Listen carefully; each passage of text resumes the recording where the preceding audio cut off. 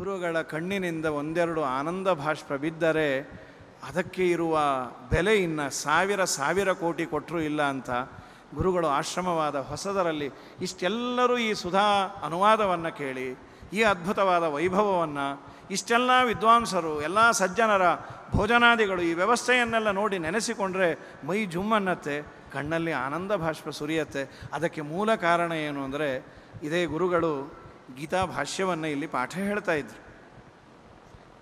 ಹಿರಿಯ ಸ್ವಾಮಿಗಳು ಇದ್ದರು.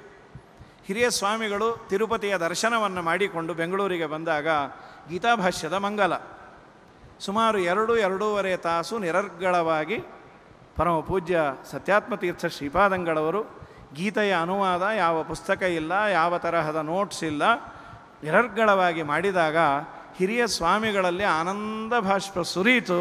ಆ ಸುರಿದ ಆನಂದ ಭಾಷ್ಪದ ಫಲ ಇವತ್ತು ಎಲ್ಲ ಶಿಷ್ಯರು ಹೇಳಿದ ಪರೀಕ್ಷೆಯನ್ನು, ಈ ಅದ್ಭುತವಾದ ಇಷ್ಟೆಲ್ಲ ಬೇರೆ ಬೇರೆ ರೀತಿಯಲ್ಲಿ ಆನಂದವನ್ನು ಪಡುವಂತಹ ಭಾಗ್ಯ ಗುರುಗಳಿಗೆ, ಅಂಥ ಆನಂದದ ಸಂತಸವನ್ನು ನೀಡಿದ ಗುರುಗಳು ತಿರುಪತಿಯ ತಿಮ್ಮಪ್ಪನ ವಸ್ತ್ರವನ್ನು ತಾವು ಹೊದ್ಕೊಂಡಿದ್ದರು. ಮೈಮೇಲೆ ಏನಿಲ್ಲ ಗುರುಗಳಿಗೆ, ಹಿರಿಯ ಸ್ವಾಮಿಗಳ ಅದನ್ನು ಇವರಿಗೆ ಹೊದ್ದಿಸಿ ವಿಶೇಷ ತಿಮ್ಮಪ್ಪನ ಕೃಪಾಶೀರ್ವಾದವನ್ನು ಮಾಡಿದರು.